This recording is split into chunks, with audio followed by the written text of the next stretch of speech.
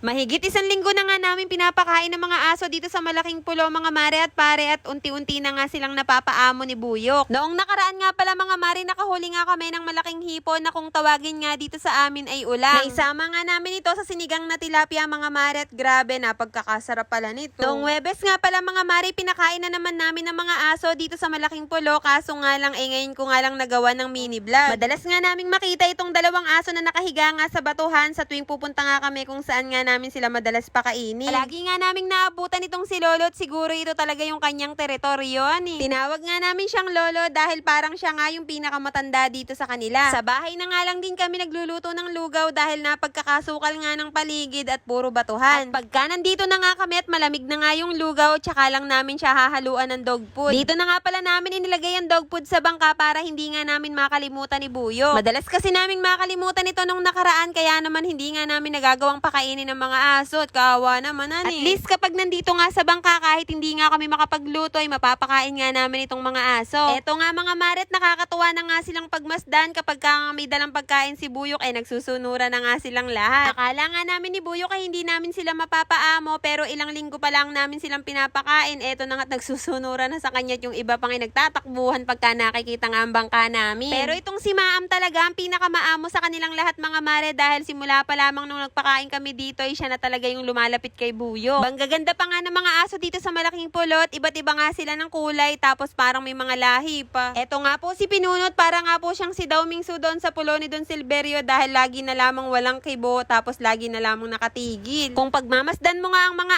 aso ay para din daw pala silang mga tao na may iba't ibang mga ugali. Para nga lang silang mga tao, pero nangangailangan nga sila ng ating kalinga, dahil hindi naman sila tao para makagawa ng paraan upang makahanap ng pagkain. Kung makahanap man sila ng pagkain ay limitado lamang, at kung minsan nga'y nag-aagawan pa sila. Kaya naman hanggat kaya nga natin silang pakainin ay dadalan nga natin sila ng pagkain dito sa pulo sa abot nga ng ating makakaya. Kaso nga lang kahapon, araw nga ng Biyernes, ay hindi nga namin sila nadala ng pagkain mga mare dahil maghapon ngang umulan. Kaya naman kaninang umaga nga mga mare, maagap nga kami pumalaot ni Buyok dahil sigurado na gutom na nga itong mga aso. Ang galing nga nitong si Maam dahil nakita nga niya agad ang bangka namin na tinatahulan pa nga niya kami. Kaya naman tinawag na nga namin sila, kaya ayan at nagmamadali na nga silang tumakbo kung saan palagi nga namin silang pinapakain. Nakipag-unahan pa nga itong si Buyo kay Maam, kaso nga lang pagkarating nga namin doon ay napagkakabilis nga niyang manakbot, nandun na nga agad sila. Tuwang-tuwa nga kaming dalawa ni Buyok nung nagkakarami na nga ang mga aso, at alam na nga nila na paparating na nga kami at may dala nga kaming pagkain sa kanila. Malaya nga nakakakilos at nakakatakbo ang mga aso dito mga mare, ang problema lamang ay kinukulang nga sila sa pagkain. Ang tanging nakakain nga lang nila dito ay mga patay na isda na naaanod nga dito sa pangpang. At kung suswertehin pa nga sila mga mare at pare, kapag ka maraming namimiwas dito sa may puloy, pinapakain nga sila ng mga tirang pagkain. Kaya naman shoutout po sa lahat ng dumadayo pamimiwas dito sa may pulot. Maraming salamat po sa pagpapakain nyo sa mga